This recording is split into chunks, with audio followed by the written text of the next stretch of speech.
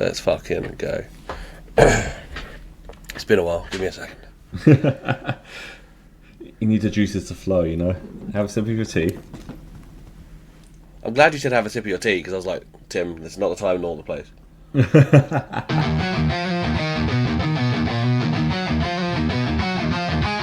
Tim and Bobby press play again. Travel back with the Doctor and his mad domain. A Dalek in chains, but it's not what it seems. Rewind the clock, unravel the dreams.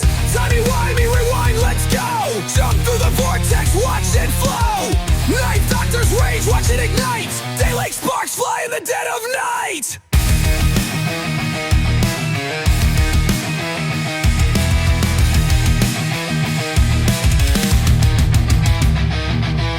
Metallic menace, rolling the floor. Victim or villain, we're asking for more. Tim's got the takes, Bobby's got the quips. Eyes time, twist tighter, it's apocalypse. Golden light from broken skies. Who's the monster behind those eyes? One lone soldier or a genocide? Bobby and Tim keep the truth supplied. Timey, Wimey, rewind, let's go.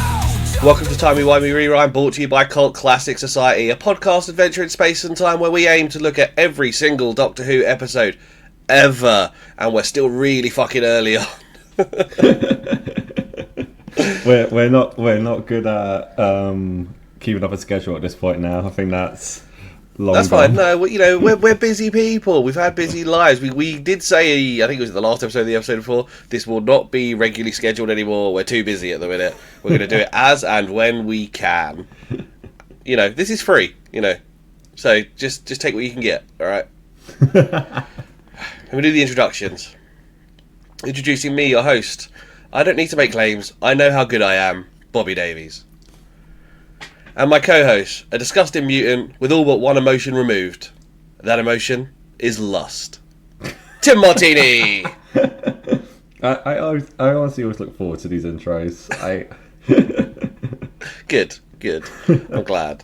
I spoke to someone who listens. Shout out to you, Mackenzie. He's listened to every episode and given me some lovely feedback and says he enjoys them, but also very much looks forward to what I insult you with every episode. Oh, and Robbie Taylor said the same thing.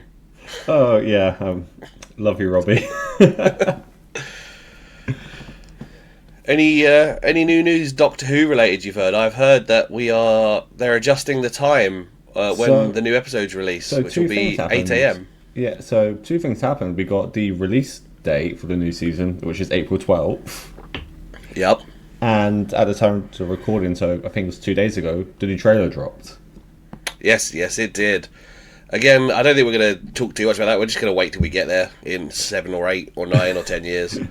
But we're excited for, well, we're going to call it Series 2, Season 2, Shooting Gatwa second series. Yeah, they've shifted from midnight to 8 a.m. release times. I don't know if that's going to make a difference to me, but, Not going to make a difference to me, because on a Saturday I wake up at 9, so... It was always waiting for you anyway, wasn't it? Yeah, exactly. But so I don't think we've ever talked about, how do you feel about that, like with Doctor Who now just being immediately available like on iPlayer, like day off, and not having to wait until like 7 or 8 to watch it? So during the last series, I was doing a midnight feed with my son every time. So I would go in there with my iPad and put it on, because it was always midnight-ish. Yeah. And I'd watch the new episode of Doctor Who while feeding him and changing him and stuff. Yeah. It was something. I always had to have something to do, because it can be quite a long process. Any parents listening, that midnight feed, those nighttime feeds. Sometimes, especially if your baby doesn't go down easy afterwards, you need something to entertain you. And, Doctor Who was there for me on the Saturdays anyway, on the Saturday mornings / Friday nights. How about you? Yeah, it's weird, because I think, especially like during Jodie's run, I would always end up missing episodes because I'd be out, so then I just watch on iPlayer anyway. So I guess it's now nice just to have it ready in the morning.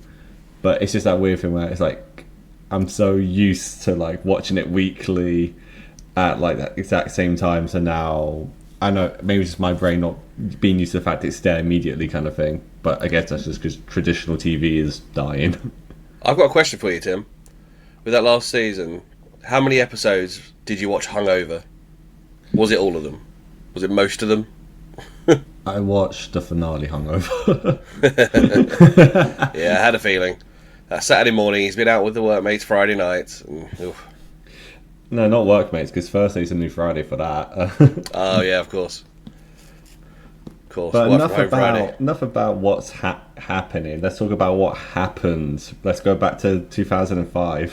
What episode are we doing, Timothy? We're doing Dalek, probably. Episode 6 of Series 1. I think it's probably one of the most iconic episodes. Yeah, I mean, I think a lot of us remember this one as maybe the one that hooked us. As I said before, I didn't start watching until 2007, so I binge watched the first 2 series. And this is the moment where I was like, yeah, I'm sticking with this. Yeah. So, written by Robert Shearman, directed by Joe Ahern. Some initial facts for you, Timothy. Broadcast 30th of April 2005, as you said, but set on an unspecific date in 2012. Got a viewing figure of 8.63 million on broadcast, which is back up to the bigger numbers. Obviously, jumping between 7.5 and 8.5 million.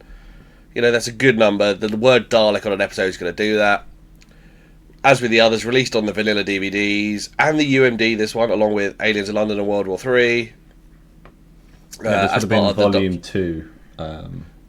Yes, yeah. So last episode of Volume 2. In the Doctor Who files, DVDs with the magazines with World War III, on the Series 1 box set, and all the Blu-rays, which is how, again, I watched it on my lovely Blu-rays. And yes, did you know, Timothy, that this was based on a 6th Doctor audio adventure?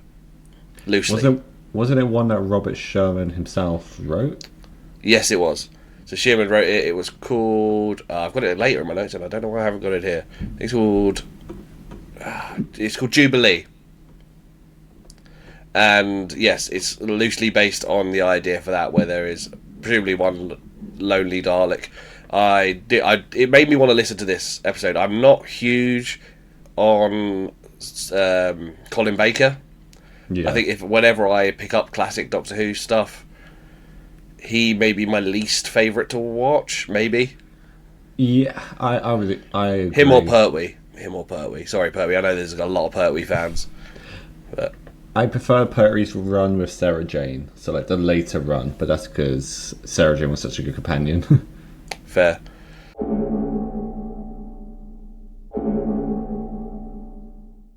Pardon the interruption. I was just doing the edit and realised Tim didn't do his one fucking job.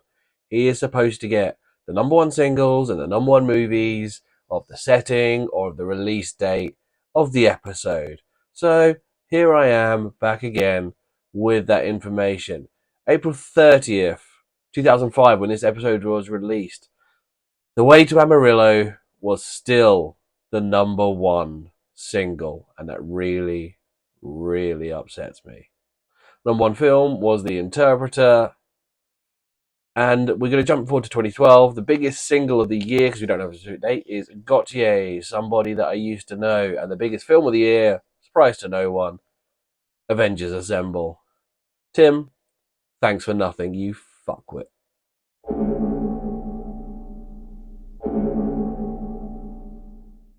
Cast. We got a few introductions here. Do you want to do a rundown of the cast? Sure thing. We got Bruno Langley as Adam Mitchell, Corey Johnson as Henry Van Statten, Anna Louise Plowman as Diana Goddard, Stephen Beckenham as Pulowski, Nigel Whitmere Simmons, and then of course we have Nicholas Briggs as the voice of the Dalek. Yes, Nicholas Briggs, known for doing just tons of voice work. Pretty much name any iconic series that needs voice work and he's been on it, but especially Doctor Who. He does all the... He also started off like doing basically copyright-free versions of Doctor Who audio dramas, and one of the things he would do was Dalek voices. Yeah, this was a big thing like back in like the 90s.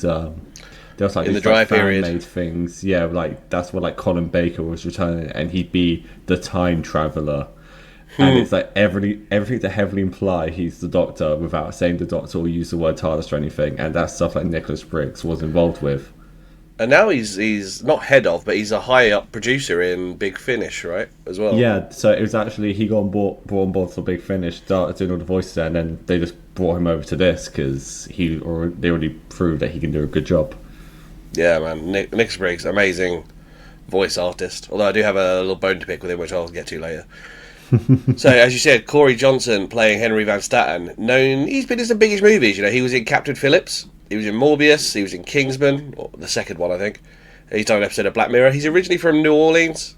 You know, he's done a fine job. Bruno Langley, pretty much known for one thing, which is that he is in Coronation Street, UK soap opera.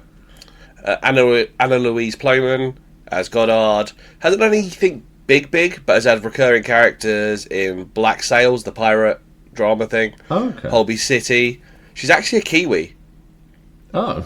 She's from New Zealand, and she is putting on the American accent here, but it looks like she's done most of her work in the UK, which is obviously why she was picked up for Doctor Who. Appears to have been taking a break from acting now, since 2021. Fair. Yeah, good for her, right? So, this episode is set in 2012. Timothy, what were you doing in 2012? You were just getting into kindergarten, right? You know, preschool? I got held back a lot. God, I was in secondary school 2012. God, was I in year 9? How old were you? 13? 14? 13, 10 and 14. Yeah, that's year 9, yeah. Yeah, if we're basing it around when the whole entire year of this, when this was happening, yeah, year 9. So either 13, 14. Matt Smith was on our screens as the Doctor. He was. Been a year now. He's looking forward to his second series. Yeah. 2011 was Matt Smith's first series, right? If I remember rightly.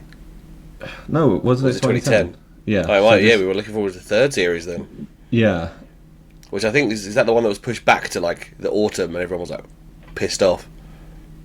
God, yeah, no, because wasn't season 6 split in 2, and then they did the same thing with season 7. So I think. Oh, so it split over 2 years started. as well, wasn't it? Oh, yeah, mate.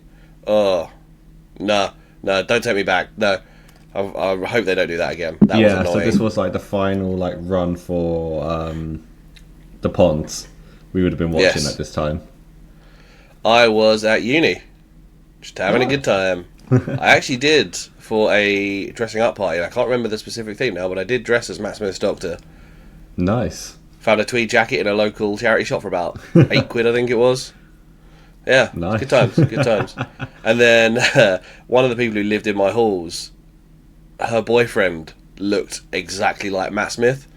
So this was like after the party. She was like, "Hey, can my boyfriend like borrow the jacket and do the pose?" I was like, "Sure." Fair He enough. did look like Matt Smith, like a lot as well. Loads of hair and a big chin. In the real world, Tim, some few things were going on in 2012. We had the London Olympics. Yes, we did. Which I mostly ignored. Yeah, same. I don't really care for the Olympics. I don't mind the Olympics, but it just caused a lot of faff in London. Made everything a bit harder for everyone else who wasn't just doing Olympic stuff. It's like when Wimbledon appears. Like try getting around the area of Wimbledon when the tennis is on. Fuck me. I think my thing was I was just finally glad that the Olympics was over in London, because I just remember for years in the build-up going, the Olympics are coming. Like, okay, they're finally here. Let's just get it over and done with. People will finally shut up about it. Exactly. Felix Baumgartner broke the skydiving record from 128,097 feet. Wow. Took him 4 minutes and 19 seconds to free fall. God, I remember that. I think literally one of my science teachers during lunch just put it on like live feed on the projector for us all to watch. Yeah, it's incredible. Like in the Red Bull capsule sponsor thing. Yeah. It was from the outer atmosphere, right? It's fucking amazing. And Sainsbury's renamed their Tiger Bread to Giraffe Bread after a letter from a 3-year-old girl saying, "Why is it Tiger Bread? It looks more like a giraffe."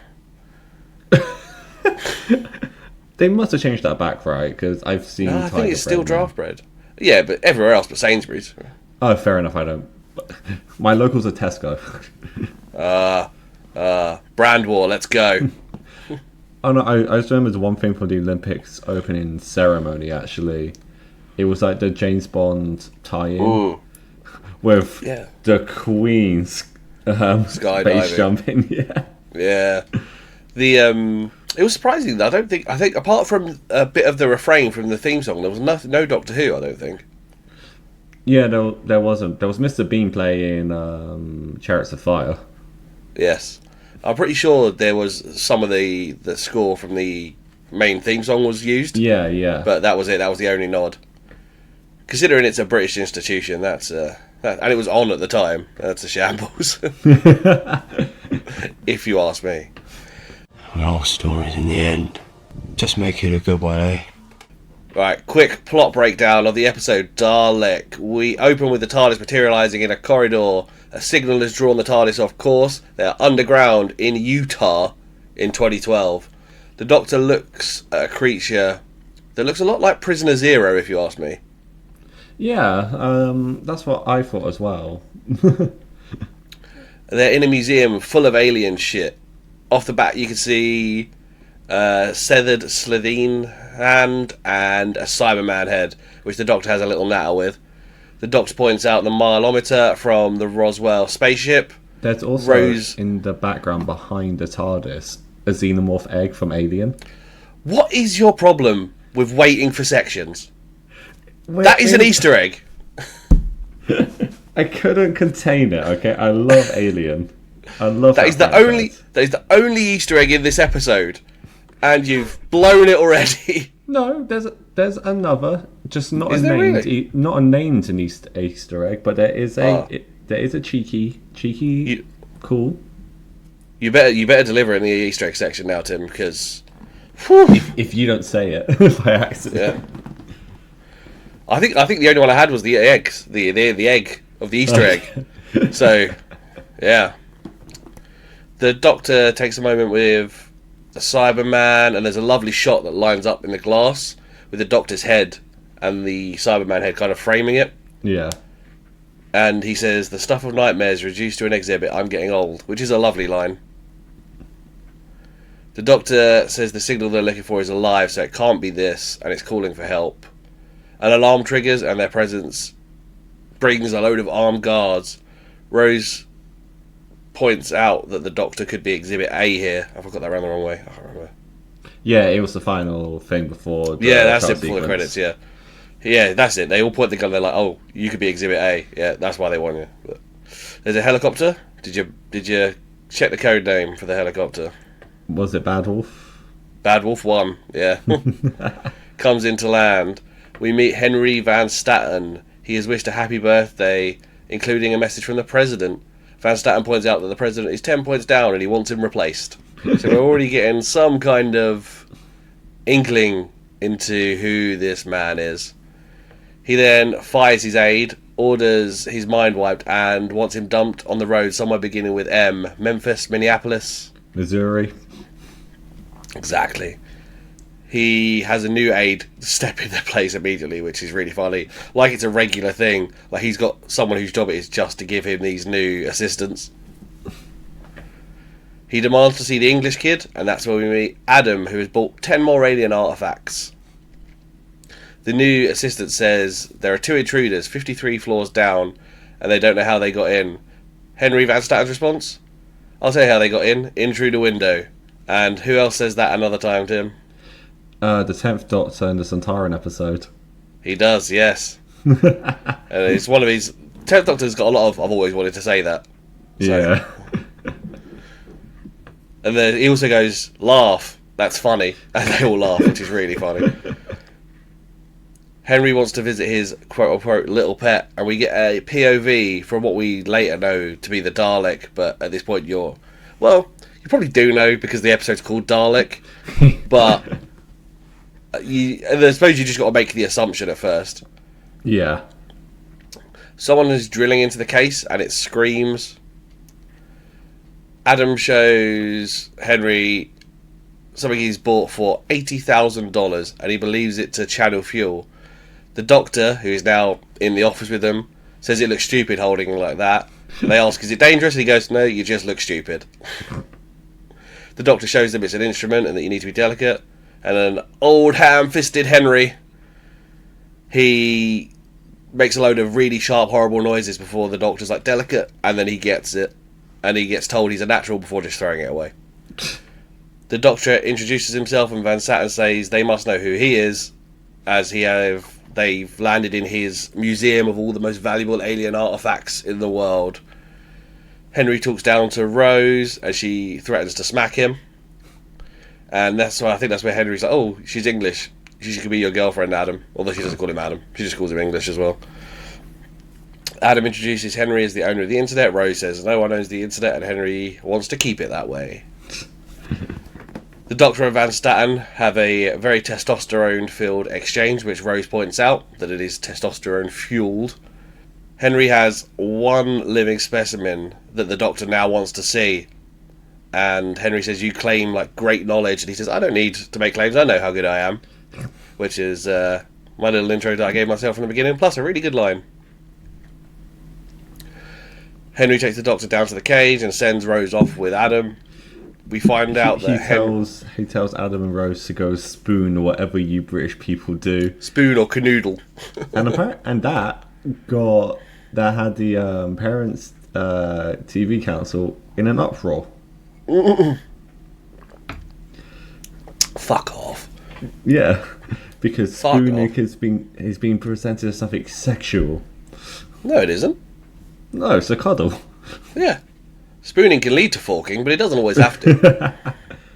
We find out that Henry has named his pet, quote unquote, the Metaltron, which is the lamest name in the world. The Doctor even has a little, chuckle at it.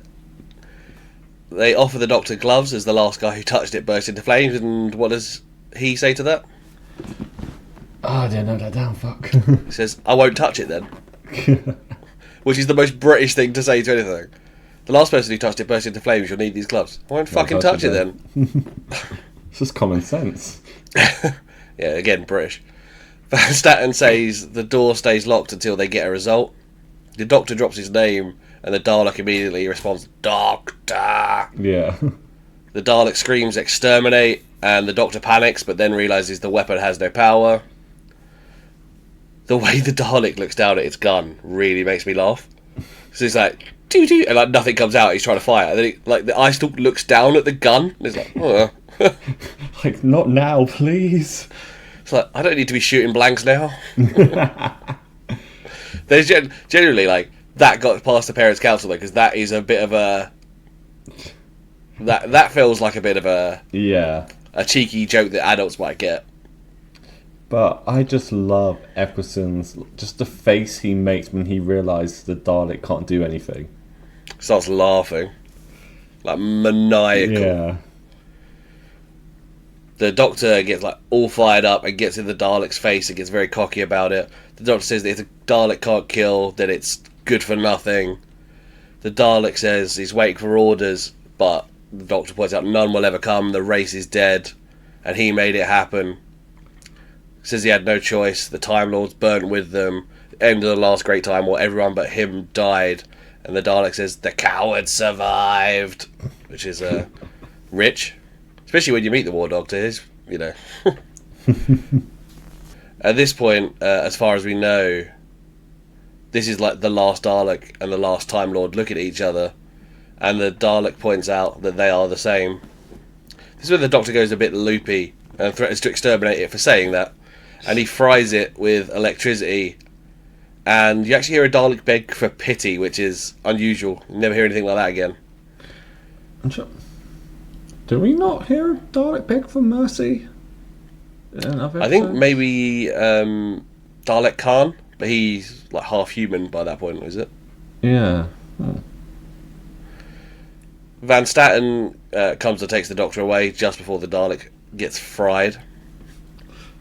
I think my favorite thing in that moment is like Van Statten getting pissed at the Dalek, like, so you can talk, huh? Talk to me. Yeah, it's so good. Van Statten rages when the Dalek refuses to talk and sets Simmons on him again, who was the guy who was torturing him we saw earlier. Adam takes Rose to his workshop and shows her some artifacts. Another mention of the UN and them keeping aliens coming to Earth quiet. Rose pretends to be shocked. Rose and Adam flirt a little. I'm just like, poor Mickey. Poor Mickey. Right, it's the moment when Anna's like, so you have a boy? Do you have a boyfriend? It's like because he calls the doctor her boyfriend, and she's like, he's not my boyfriend, but then doesn't correct to go, I have a boyfriend. I was like, the fuck are you doing? Yeah. Well, Mickey is a wet blanket, but she probably should have just broken up with him. He's a wet blanket, but I mean, he also saved the world in the last episode, so... Yeah, true. Adam tells Rose that he's a genius and that he hacked into the US defense system at the age of 8. He then hacks into the camera of the cage to show Rose the Dalek, and she sees it being tortured and wants it to stop. The Doctor tells Van Statten exactly what a Dalek is. No emotions, but hate and mutation. You know, we know the drill as fans. And same as your thing, but not with lust, you know. The Dalek has been on Earth for over 50 years. It's been sold at auctions. Van Statten points out that the Doctor is also a unique alien, and then fucking straps him to a fucking cast iron grid thing. It's all a bit kinky. Yeah. It's gone a bit mad with power. They use like a ray gun to scan the Doctor's organs. That gun looks like the ones from the final episodes of this season. Yeah. But I will say this, apparently that scene was producer Julie Gardner's request. Oh, what, the topless Eccleston? Yeah, so she thought the episode was too macho, and she said this would fix it. So something for the ladies to ogle. I see you, Julie. I see you. It feels a bit like when 8 gets shackled up by the Master. Yeah. In the movie. Van Statten sees the Doctor's 2 hearts and gets all excited, says he's going to patent a binary vascular system. So that's how he made his money. He kind of scavenges everything from the alien tech. The Doctor says the Dalek is more honest and better than Van Statten because at least it does what it's supposed to do for its species. Because we find out that Van Statten is holding back the cure for cancer and the common cold. What a dick.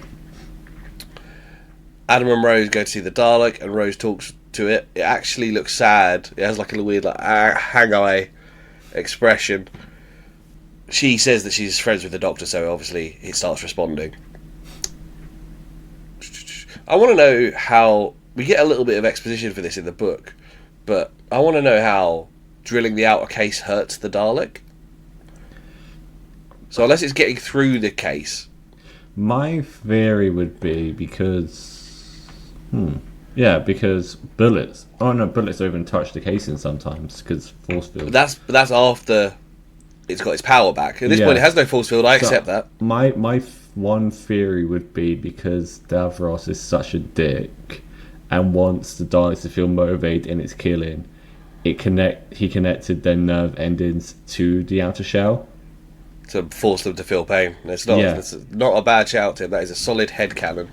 Like, that's the only thing I could think, is then if they feel pain, they'll feel more motivated to keep attacking. Yeah, it's pretty similar to what's said in the books, or basically, well, almost the same thing, although no mention of Davros in the books. The Dalek plays Rose and pretends to be like innocent and nice, and to kind of be gentle and very Rose-like. She touches the Dalek in a kind of a very delicate way, and immediately it extracts her genetic material and uses the fact that she has travelled in the TARDIS to, pick up background radiation. Yeah. To generate cellular reconstruction, whatever that means, and powers up, escapes its bindings, and suckers the guy who's been torturing it to death. That's one of my favourite bits. What are you going to do, sucking me to death? And then he does. So good. The alarm goes up, and the Doctor threatens, release me if you want to live. They run to the security room and see what's happening on the cameras. The Dalek works out the code to the cage using its sucker. It goes, and the Van Statten's like, that thing has 1 million combinations. There's no way you could figure it out. It looks like, yeah, the Dalek can figure out 100 million combinations in seconds. Fuck off. It was literally 10 billion in 1 second, apparently. Oh, yeah. The Dalek smashes into a computer and takes all the power from all of Utah, as well as downloading the entire internet. Thankfully, the bad wolf virus has wiped all mention of the Doctor off, so doesn't know what the Doctor's been up to. In the cage, the soldiers are also opening fire on the Dalek, and he's just ignoring them, which is so funny.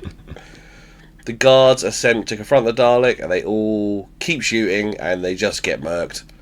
It's got a shield, and its middle section revolves now, and it just shoots everything. I think the CG for the Dalek really holds up. Yeah, it still looks good. I suppose something... Technically, the outer shell is an inanimate object, right? It's not a living creature. So that must make it easier to animate. Also, I think it's actually a proper physical copy, just to base it off. So true. it's just easier to extrapolate that data. Map it from a model, yeah. Van Staten wants them to stop shooting at it because they're disposable and the Dalek's unique. No problem, they'll stop shooting because the Dalek has killed them all. The Doctor Isn't this won't. The first time as well they do the inverted X-ray kills for the Dalek beams. No, it's the first time they do the great animation of just the body doing it. Yeah. But in the classic series, they definitely did the whole screen doing it. Yeah. Oh, okay. Yeah. But I just love the effect it does every time you see it It's on so the body. cool, yeah. It's so cool. They give a bit more exposition in the book about that as well, which is that the guns are designed in such a way where the outer casing of the thing they kill remains the same, but the entire internal organs turn to mush, which is why the X-ray happens as well. And the reason they don't want to destroy the body completely is when they're trying to wipe everything out, they want it to be easy to clean up. That's actually amazing. That's so good, right? The Doctor won't let Van Staten seal the vault. They need to arm everyone with alien weapons. Rose finds a staircase and says the Dalek can't go upstairs, which is from the classic episodes. Although in one of the very later episodes, which is called Resurrection of the Daleks, is the first one. The white Dalek floats up the stairs, doesn't it? It's a Sylvester McCoy episode. Yeah. I actually have it here. Yeah. And I think... Oh no, I thought it had the picture of the Dalek elevated on the back, but it doesn't. Ignore me. As we said, the Dalek elevates, and they stand there and watch it. I don't know why. They're like, oh my god, it's floating. Run! Run, you fucking idiots. The guard with Rose and Adam demands the Dalek surrender, but it elevates her and kills her, as Rose and Adam finally run away. Van Staten is now finally scared, and the Doctor says all the Dalek needs to do is kill. That's all it wants. You can't offer it anything. Humans are different. They must die. It's the ultimate racial cleansing. And Van Staten's just like, but it must want something. It's like, no, just wants to kill you. Just to kill. The Doctor says the bullets dissolve in the shield, but if you aim them all at the same spot, on the head, probably the eye stalk, something might get through. They're not indestructible. Rose and Adam come through. There's a room full of waiting soldiers. It's quite a nice shot, actually. There's upper gantries and stuff, and there's soldiers just everywhere with guns. Not just soldiers as well, but all the accountants have been given guns and everything. Yeah, and scientists as well. Literally every single person has a gun. They all run through. Sorry, Rose and Adam run through, and Rose has a bit of an attack of conscience about the Dalek and whether they kill it or not. But they're Americans, so they open fire. It does nothing. Yeah, so the Dalek sets off the sprinkler system, then he floats up and then starts shooting all the metal surfaces that all the people are standing on. So then he basically gets multi-kills. Yeah, so he's I don't know why he's conserving power. He could just do more electricity, but he just wanted to prove a point, maybe. Yeah. I think it's to show how intelligent the Dalek is from a strategic battle kind of way, where it's why waste a bunch of energy blasts where I can just use two to kill a whole group of people. Van Staten wants to leave, but there's no way they can even get to the helipad. The Doctor says they should seal the vault as it's a nuclear bunker, but they obviously need to get Rose out first.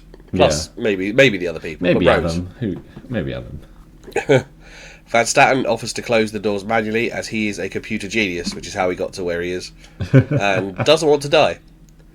The Dalek comes on screen and wants to speak to the Doctor, saying it took Rose's DNA and uses the biomass of a time traveler to regenerate. Much, it's the same kind of regeneration energy the Time Lords use. Yeah. The Dalek has scanned satellites and radio telescopes and can't find any signal of the Daleks. Has no new commands, so all it wants to do now is destroy. Well, the Doctor offers it a command. Go on, what Kill is yourself. it? Yeah. And its response to that is, the Daleks must survive. The Doctor, goes on a tirade, basically saying, you should rid yourself. Why don't you just die? Literally, screaming, foaming at the mouth. That's how intense he gets. And then the quote's great as well. Yeah. And then the Dalek just responds by going, "You would make a good Dalek." And this It's cuts beautiful. transmission. So the quote is, why don't you finish the job and make the Daleks extinct, rid the universe of your filth? Why don't you just die? And then, as you said, you would make a good Dalek. Oh, that's the biggest insult of them all. And that's something that always gets thrown at the Doctor throughout New Who, that the Daleks always question what does actually separate him from a Dalek, considering he's always filled with so much rage and wants to always destroy them. And I think the biggest thing is it's only the Daleks he really wants to kill. Dalek wants to kill everyone. He wants to. The biggest thing is he doesn't want to personally. rule the universe or kill everything. He wants to stop them killing everything. Yeah, but he's happy to kill them all to do it. So yeah. The Doctor tells them to start sealing the vaults. Van Staten and the Doctor work together as they call Rose and tell Rose that she needs to hurry up, beat the bulkheads closing. They're running for the door as the bulkheads close, and the Doctor says he's sorry. Rose and Adam run, but only Adam makes it through. Indiana Jones style. Slides under the bulkhead. The Dalek corners on Rose, and it looks like a corridor from the back of a television studio. I was like, yeah. oh. Rose says it wasn't the Doctor's fault and that she wouldn't want to miss the adventures they have had. And we see the Doctor's face as we hear the Dalek say exterminate and fire on Rose. The Doctor rages at Van Staten for not letting him kill the Dalek earlier. We cut to Rose, and she's still alive as the Doctor laments. Rose questions why the Dalek hasn't killed her. The Dalek says he feels Rose's fear. As well as giving life to the Dalek, she's also given it new emotions, and it is contaminated. The Dalek holds Rose hostage and tells the Doctor to open the bulkheads. He obliges because he doesn't want to lose Rose again, because he felt like obviously she had died, but she hadn't. Adam has some alien weapons that haven't been catalogued yet. Van Staten gives him a pretty good look, actually. He's like, And it's, in case he needed to shoot his way out of here, because it's all a bit weird. Do you have what the Doctor responded to Adam with that? Go on. What are you going to do? Throw your A-levels at them? It's such a good line, isn't it? I have got that written down, but I'll let you have that one. He looks at the weapons and is like, this is broken. That's a hairdryer. The Doctor finds a working weapon as Rose and the Dalek are in the lift. The Dalek questions itself. The Dalek corners Van Staten and asks why he tortured it. It screams exterminate but can't pull the trigger as Rose asks it not to. The Dalek says it wants freedom. They go to level 1 and the Dalek blasts a hole in the roof and looks out at the sun. It asks Rose how the sunlight feels and opens its case to stand in the sun. The Dalek is fucking gross. Yeah. It's a weird squid-like mutant with one eye. The Doctor appears with a big old alien gun behind Rose, and she stands between them and says not to kill it, and the Dalek's not the one pointing their gun at me, and she explains that the Dalek is changing and it can't kill her, it couldn't kill Van Staten, and the Doctor finally has an attack of conscience in this moment. The Dalek questions why they are the only survivors, but the Doctor explains that the Dalek isn't even a Dalek anymore, it's mutating, it has feelings. And the Dalek's like, ew, feelings, I want to die.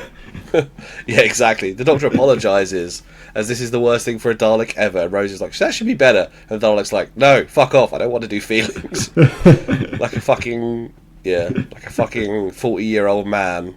The Dalek does not do feelings. The Dalek demands that Rose orders it to be destroyed. She takes some convincing, but she obliges. The Dalek exterminates itself, which is really cool, to be fair. Yeah. Like, all the domes come off, the balls come off, and like kind of float around it, and then it just kind of fries inside this ball in an explosion, then it just disappears. It's a cool effect. Oh, it's really cool. I don't know. I assume they hadn't done a Dalek self-destruct in the classic series. Yeah, I mean, as far as I know, back then Daleks would just get blown up by other people. Yeah. The new assistant has, which is Goddard now, I should call it by name. Goddard has Van Staten taken away and his memory wiped and left someplace beginning with S. The Doctor and Rose return to the TARDIS and they talk about the Time War. The Doctor says there are no Time Lords, he can feel it. Adam appears and says the base is going to be filled in with cement like it never existed. The Doctor tells Adam to piss off to Heathrow. But Rose wants Adam to come. The Doctor complains that he's pretty, which is, I mean, you got a more valid opinion than me on this, but I don't think he is. He's fine. He's average, right? He's just an average bloke, right? I don't know, who was before 2005, he was pretty. He has the most mid-2000s clothes on, it's so funny. Yeah. Like, he's, like, obviously they didn't know what's going to be changed in style, but he's so dressed in the mid-2000s in 2012, which would have been the skinny jeans era, you know? They go into the TARDIS, Adam follows, and it dematerializes. And that is the end of the episode. Timothy, what was your favourite moments? Quotes, what you got for me? Least favourite moments, if you got some. God, I don't think I have a least favourite moment. I think this episode's perfect. Oh, it's a good episode, isn't it? Go on then, favourite stuff. Let's talk about it. So, favourite stuff, just that whole first interaction between the Doctor and the Dalek. Mainly because, like, Eccleston himself said he viewed it as a Holocaust survivor and confronted a Nazi. Yeah. And yeah, it's good, right? the emotion he brings into that one scene, like, for a new viewer at the time, not knowing who the Daleks were and seeing that reaction, you already got the, like, mentality of, like, oh, this is, like, arch enemy. This is, like, serious kind of thing.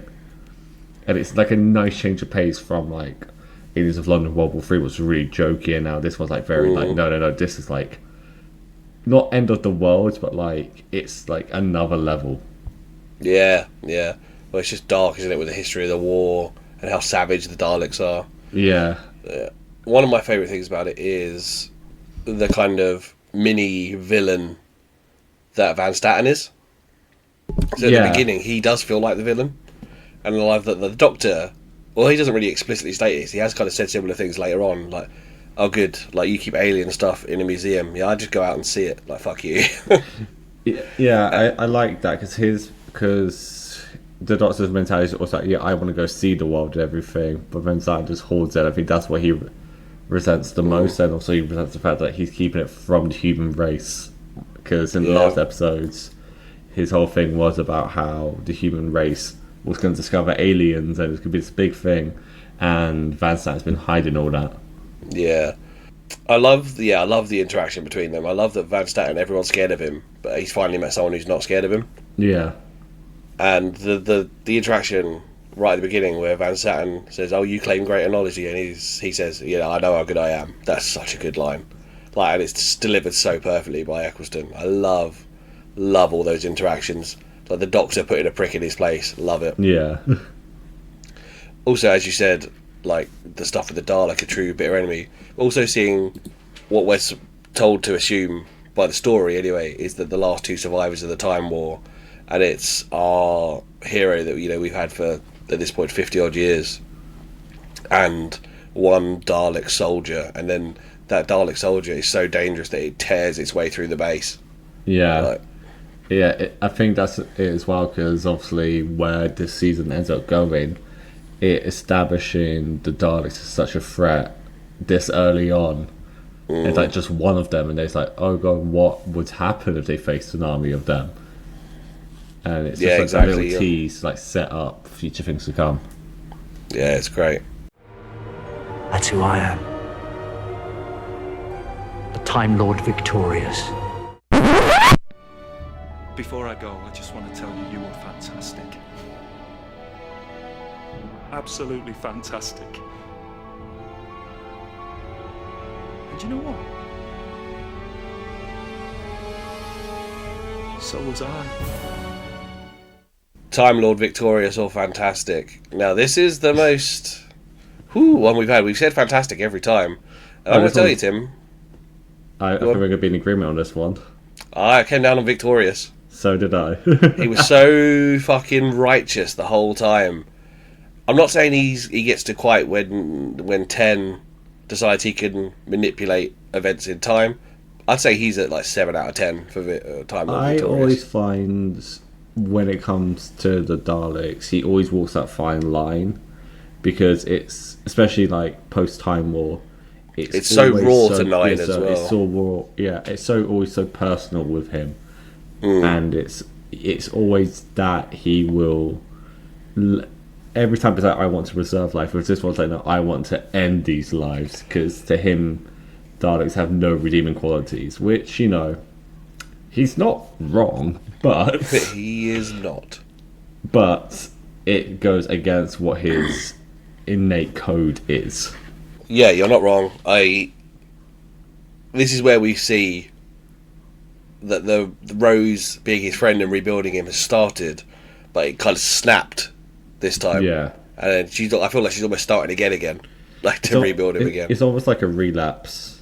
Yeah, it's definitely like a PTSD thing, isn't it? Yeah, and it's obviously triggered by the Dalek, and I think it's also exacerbated by Henry. Yeah. I think he just. I mean, he's little pushing the buttons just makes it like 10% worse. Yeah.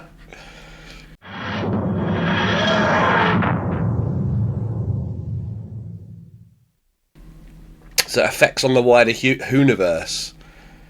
We get a bit more about the Time War. Yeah. Yeah, a little bit more. They're kind of drip feeding us at the minute. And it reestablishes other characters from classic Who, like the Cybermen and now the Daleks as well. It's just saying like they still do exist within this world. Like Cybermen, not yet, but it's saying they do exist in a way. But like Daleks, like full front, like they're back kind of thing. Well, at this point, we've still had nothing to denote that this isn't a brand new series of Doctor Who that isn't connected to the original one at all. Like we find out later that it definitely is connected to the original one, but at this point we haven't been definitely given that information. Yeah, exactly. So you're like, well, here's another classic bad guy. Yeah, but again, that's not really much, because you could just re-establish that, especially because like last thing they were used was the Pertwee era. Probably like no one's going to remember them, but like to bring back the established big bads. Yeah, and quite early on in the season as well. It's nice to know that they're still involved, kind of thing. A couple other things. Apparently, someone owns the internet in the Hooniverse, so that's an interesting thing to always think about whenever someone uses it. We find out the awareness of alien fanatics that aren't necessarily Doctor fanatics. Yeah. So Van Staten obviously collects alien stuff, but he had no idea who the Doctor was. Never heard the term Doctor. So there you go. So it's not just people like Clive who. Oh yeah, the whole Linda group. Yeah. And also it establishes it re-establishes. I think it was established in Classic Who that like Time Lords can sense each other. Yeah. Yeah. It's a throwaway line, but it has more of a thing in Tennant's run. Yeah, definitely. When we meet a certain Mr. John Sim. Do you know, in 900 years of time and space, I've never met anyone who wasn't important before. Nobody important. There's only really one character for this in my mind, unless you really like the guy that tortures the Dalek. Oh, no, it's obviously Van Staten. No, I like Goddard, just for what she does at the end, where what Van Staten did to everyone else, where he has their mind wiped and gets them sent to stand on the side of the road. Goddard does it to him. So she's the assistant through the episode. Go on. So I liked her for that, but I'd say it's Van Staten because we get these characters pretty much all the time in Doctor Who, when it's just a dickhead who doesn't care about anyone else, and this is one of the episodes where that dickhead gets his comeuppance. Yeah, they don't always. Most of the time they do. And I like just seeing that narrative through line with him, of him like thinking he's the most powerful person in the room. Everyone should like bow down to him. He gets his ego checked by the Doctor multiple times, and then what he does to like the assistant at the start of the episode finally happens to him. And I just like that narrative through line. Yeah, I agree with you. What I do like is that his comeuppance wasn't just being killed by the bad guy, which it often is, and actually the comeuppance, he gets away with it almost, and then the rest of the humans are like, no. And that's why I really like Goddard, especially the way she delivers the line in the same way he does. Oh yeah, with a massive smile on her face too. Yeah, I love her. Tell me the whole plan! One day that'll work. Tell me your plan. What do you think of the Daleks' plan? Honestly, I gave this one a 10 out of 10. It's simple and effective. The Dalek did literally everything he wanted to do. So I think there isn't even a plan. It's just reactionary. I mean, yeah, if you're basing it off like that, then yeah, it's not. There's no plan at all. But short of like coercing Rose emotionally to touch it, so it gets the time travel energy, it does nothing in even remotely planned.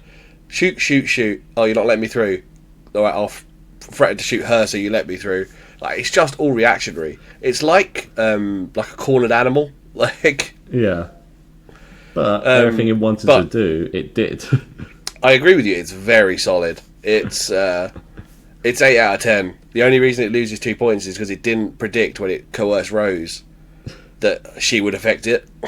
That, I give that, but I give it a solid 10 out of 10 because it's like, all right, I'm gonna get out of here. Okay, I'm gonna do this. Oh, I'm gonna do this. Oh, okay, I'm just gonna kill myself. It did everything it wanted. Yeah, it did. It was very good. I do love that. Yeah, this is the only time we see the Daleks feel like, or a Dalek feel like I said, like a caged animal, like a wild cornered animal. It's just like fuck, just kill it. Like, we see other aliens and other beasts that are like it, but yeah, I think it's why like it's one of the most unique ways to present a Dalek. I can't. Yeah, when you actually think about it, however, like 20 years after the fact, we never get the Daleks presented in this way again. They are a military unit. They're a bit mad, but you never get it like this again, and it's so good. It's so short of when they go into the asylum, but they were put there because they're bad. I mean, God, in 5 years from this season, we get the Teletubbies Dalek. Well, yeah, exactly. Yeah. Right then, I'll be off. Unless, I don't know, you could come with me. He's not invited. What happens to the characters that are left behind?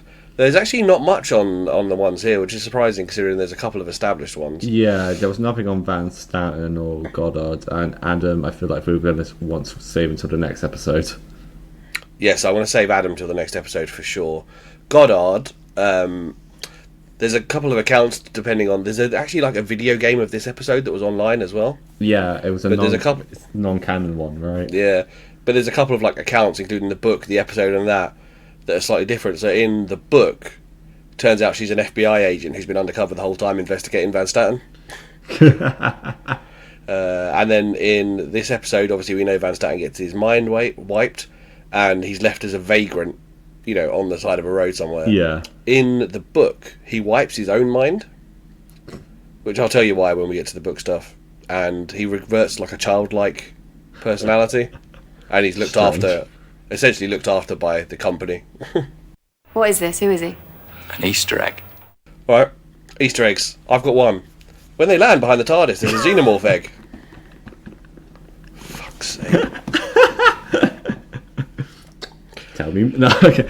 So the second one, when they get in the lift after the Doctor was tortured, he's talking about the Dalek. He said they mentioned Davros.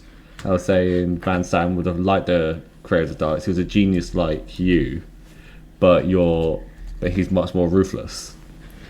So it's something subtle just to say they're acknowledging Davros, but obviously at this point in New Who, Davros wasn't a character. We have to wait 3 more seasons for that. That is a fine Easter egg, and I'll let you get away with it. Honestly, I thought you would have noted that one. You tell me. Spoilers. Spoilers of upcoming things. So, we obviously find out that the Daleks, some of them could have slipped through time at some point. Yeah. They don't necessarily say in this moment the Time War was time locked. Like, No, but obviously they insinuate that there was a destructive point where everything was wiped out. yeah. The Doctor says he didn't survive by choice, but he had to do it to end the Time War. And obviously we find out later that this is a memory sync thing. You know, we'll Yeah. get to there when we get to there.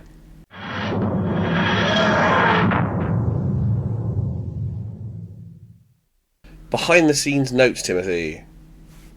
So as you said about the Holocaust survivor earlier, Robert Sherman pictured this as like Clarice and Hannibal in Silence of the Lambs, the Doctor and Yeah. the Dalek talking to each other. Sherman had to have a backup script with a different alien enemy in case they couldn't get the rights from the Daleks for the Terry Nation estate. And honestly, if they hadn't got the rights to the Daleks, I'm not sure who would have powered through like it did to become the juggernaut it became again. I think they could have done it with the Cybermen. Maybe. Yeah, The alternate the- was a future human, Yeah. and the sketches were basically the Toclophane, which we used 2 seasons later. I think the thing is, obviously, we find it like hard to now imagine what it could have been if they didn't get the rights to Dalek, because this episode is just so good and It is, yeah. it sets up so much like just future lore for the Daleks and the Doctor. But like it's very like living in an alternate universe where they didn't do Dalek. It's like they did the Cybermen, or they did the Autons again, or it's the Master inside. Like, it's funny to just imagine how different that could have been. But I think, yeah, it's so lucky that they got the rights to the Daleks for this. It would lose something without, yeah. First televised story of the Daleks not to feature Davros since 1974. Cybermen is specifically one from an episode called Revenge of the Cybermen. Apparently this could be told by the corrugated handles on his head. The music played by the Doctor on the instrument is inspired by the very first Dalek serial. Wow. The original draft of the Dalek interaction was more flippant and comedic, but Eccleston was like, nah, this needs to be ragey. And apparently Sherman was originally annoyed at the results. I hate that we have so many of the same notes. Oh, go on, you can do some, go on. This is the episode that reestablishes the Time Lord physiology of having two hearts. This was revealed in Spearhead from Space. When this was released on DVD, the BBFC gave this episode a 12 rating because of the scene where the Doctor tortures the Dalek. Before writing the script, Robert Sherman asked his girlfriend what she thought were the silliest things about the Dalek. So it was things like they couldn't go upstairs, the plunger can see moving behind them, bullets can damage them. And so he intentionally had it so the characters in the show would mock, the episode will mock that, and then would get killed by it. As well as like not being the first episode to feature Davros, it was also the first episode to not include blank of the Daleks since Death of the Daleks in 1974. Yeah, I've got all these notes as well, but keep going. Yeah, I think, yeah, that's pretty much it, because my other point was about the torture scene that Julie Gardner wanted, and she got. Yeah. So I've got two more. There's a 2.5 hour faux documentary as if someone had like put together the stuff from all the Daleks invading Earth, which is apparently audio only, but I'd really like to listen to. Well, that's really cool. The Russian crater is mentioned, which is apparently something based on a real thing, and when a Russian scientist defected over to the West, she told them that there was some yellow fungus of extraterrestrial origin in this crater, so that it's assumed that it is that crater.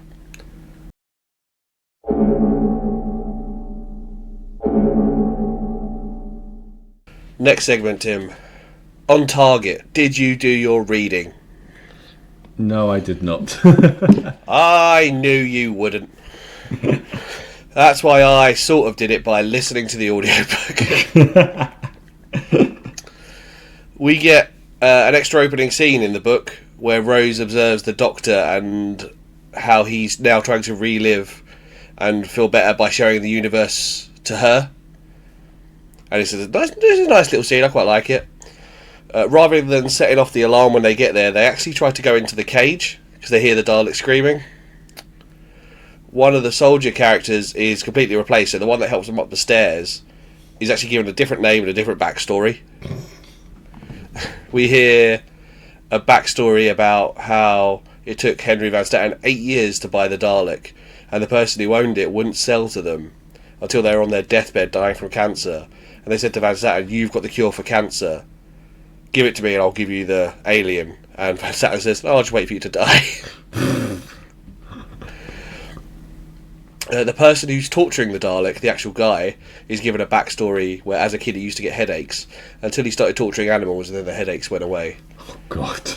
And then he gets on to torturing other kids when he's a kid, and specifically he starts torturing this one kid who actually is the one who finally grasses him up, and he gets caught out and everyone realises that he's a psychopath. And then towards the end of his little story, he's in prison as an adult, and Van Staten hires him because he needs someone to torture the Dalek. But he's got like a night before he goes to work for Van Staten, and he goes and kills the kid. My God. Who's obviously now an adult. The Dalek is way more fucked up, including the plunger being broken off. It also communicates with Rose telepathically somehow at one point. We get a backstory described. You know that they say there's someone who bursts into flames when they touch the Dalek? Yeah. We get a little bit of a backstory. It was a cosmologist who Van Staten drafted in to look at the Dalek. The reason it did it is because they kept calling Van Staten kept calling him Doctor. Oh. Because the cosmologist is a doctor, you know. Yeah. The Dalek actually asks Rose to touch it, so it doesn't die alone. The soldiers managed to tip over the Dalek, but it's because it hasn't activated its shield and realised it's going to kill everyone yet. So it just rights itself, turns on its shield, and just kills everyone. So for a second, they think they're going to win. Van Staten pulls a gun on the Doctor and threatens to turn him over to the Dalek. Goddard is revealed as an FBI agent. Henry Van Staten is also revealed to have been married 3 times, but admits he actually has no weakness for women and actually doesn't even seem to be able to tell if they're attractive. I'm getting asexual vibes, if I'm honest with you. I think he's just so concerned with money. Yeah. The Dalek puts a plunger over Rose's face to stop her speaking when he's got her hostage. We get a little backstory from Adam, who was recruited. Who was a child genius, and how he was recruited, sorry. He was a child genius who wanted an experiment where he stayed quiet for an entire year, but it meant that he resonated with the Dalek. He sort of, in the book version, reads as way more neurodivergent. He's scared that Rose wants his job, rather than he clearly just fancies her in this. I mean, I think that's a better interpretation, because I feel like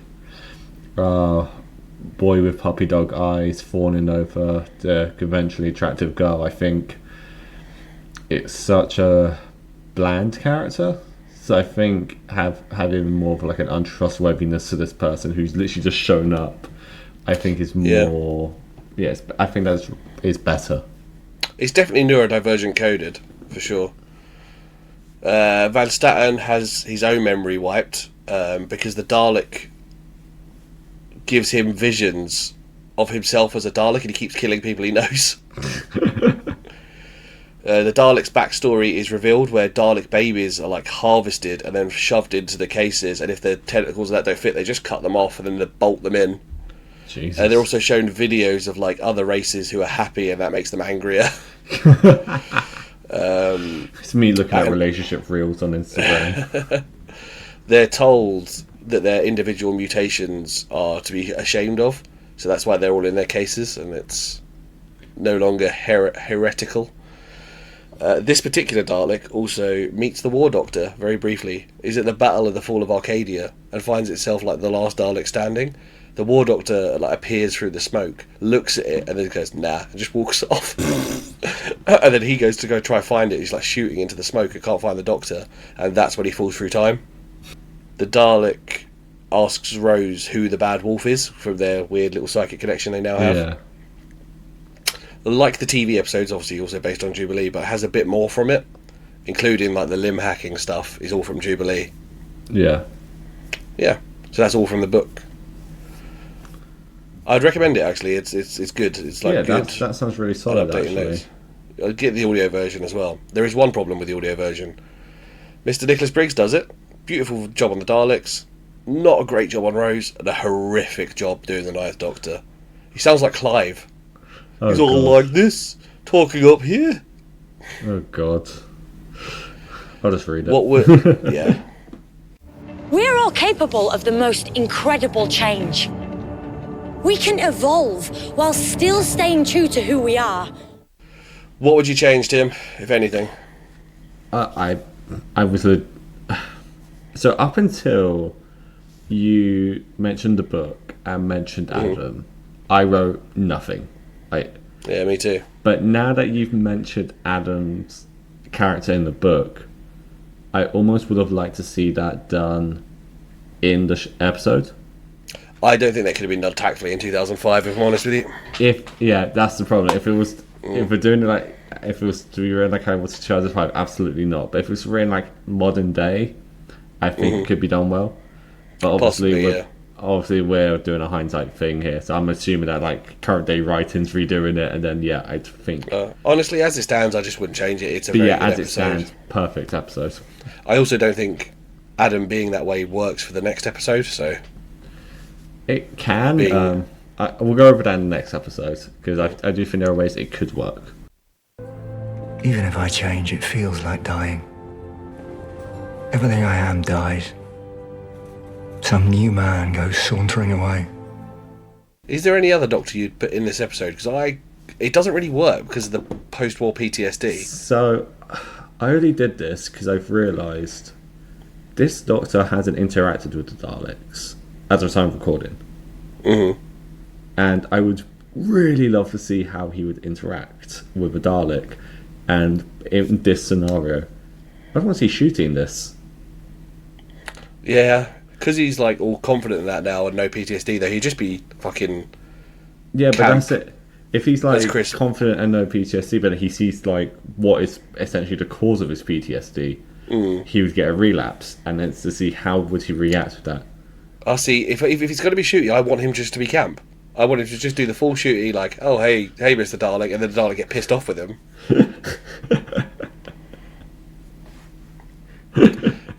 10 could maybe fit if it's the Victorious era. They're like 8 or the War Doctor because of their also dabblings in the Time War. Yeah, And the only I did could have a thought. work. Yeah, but yeah, I think if you're going to be brooding, I just think, but none of them could possibly be a better fit than 9. That's the thing. Yeah, that's the thing with this is like a perfect episode. You can't even swap out a Doctor for it. No, and yeah, I looked at the classics as well. Like 7 is known for looking like an imp, but also being like devious as fuck. So that could work. But 9 is the one, right? Yeah, is the one. 9 is the one.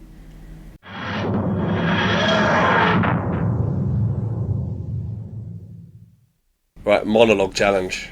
Who wants to go first? I can go first. I think you went first last time. I just need to practice my silly voice that Nicholas Briggs does. Right, you ready? We're not the same. I'm not that. No, wait, maybe we are. Yeah, right. Yeah, okay. You've got a point. 'Cause I know what to do. I know what should happen. I know what you deserve. Deserve. Exterminate. And that is what Briggs sounds like all through the fucking thing. It sounds like a cartoon of a northerner. You know what's funny, everyone?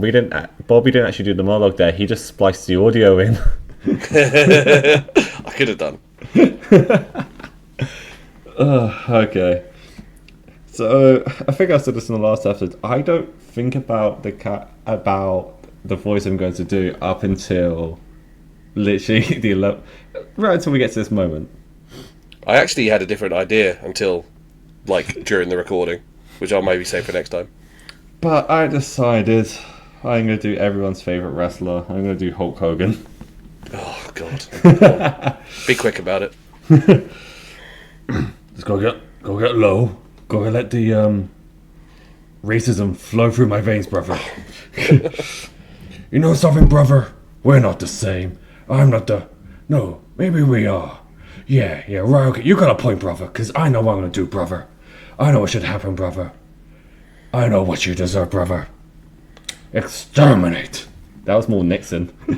Yeah. Sure. Just say this is Richard Nixon and do it, and then I'll cut it together. This is Richard Nixon, brother.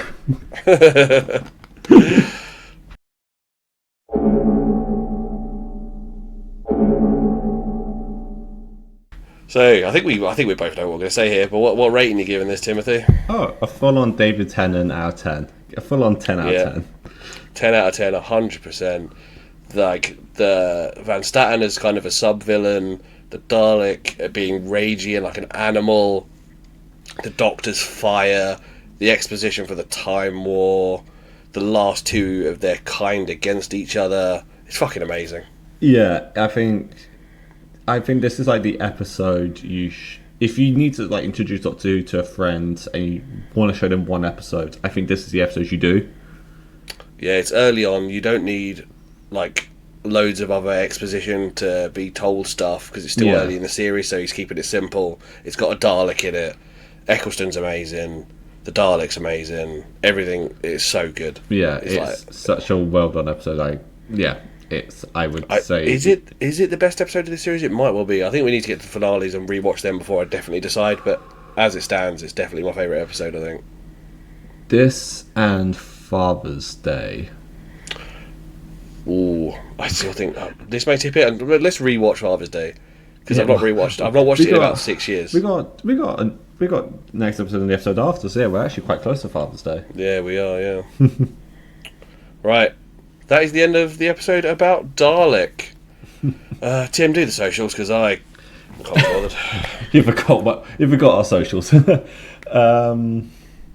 So if you want to follow me, I am the Tim Martini. You can follow me on all social media, apart from X, because who gives a fuck about that site now.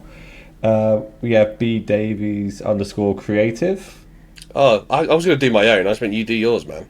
I'm being nice. I'm giving you a break. You did the whole plot summary. bdavies_creative on Insta, bdavies-creative on Blue Sky. Also, Making Towns Pod, at Making Towns Pod. Go follow that too. Is Mark True the latest episode at the time of this? Came out today as we're recording. I've not done a plug on socials at all about it though. I should do it.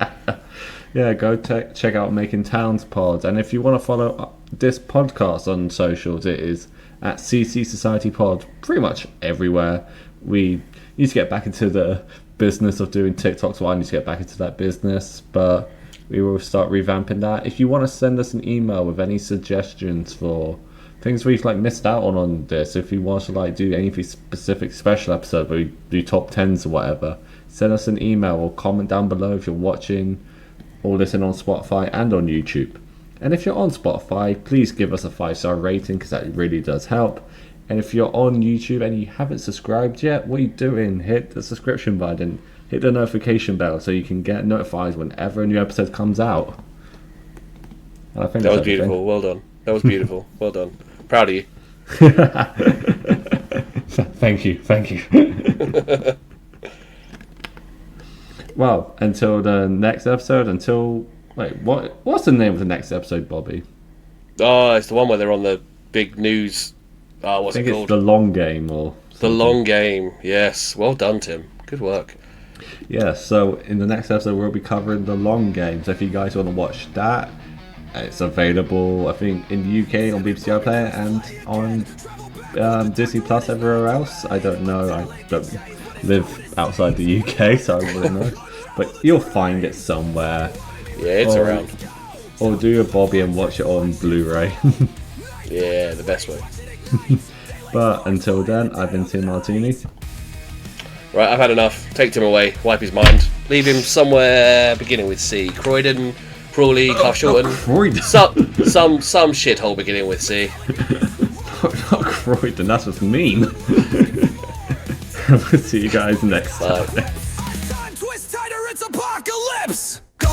light from broken skies. Who's the monster behind those eyes? One lone soldier or a genocide? Bobby and Tim keep the truth supplied. Timey, Wimey, rewind, let's go. Jump through the vortex, watch it flow. Knife doctors rage, watch it ignite. Dalek sparks fly in the dead of night.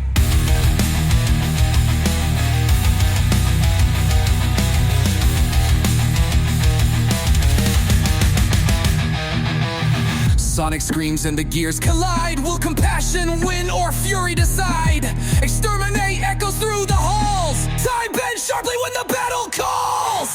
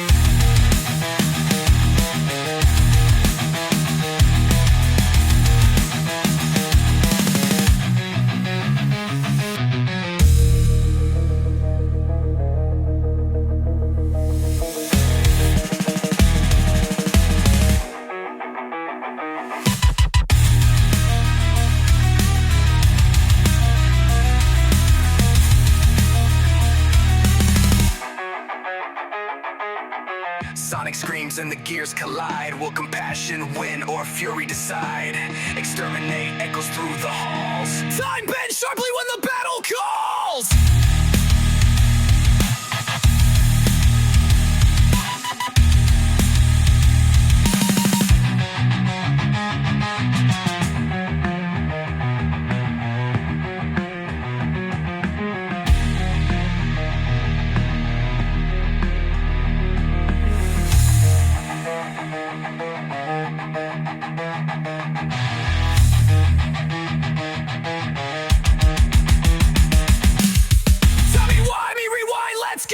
Jump through the vortex, watch it flow. Knife doctors rage, watch it ignite. Dalek sparks fly in the dead of night.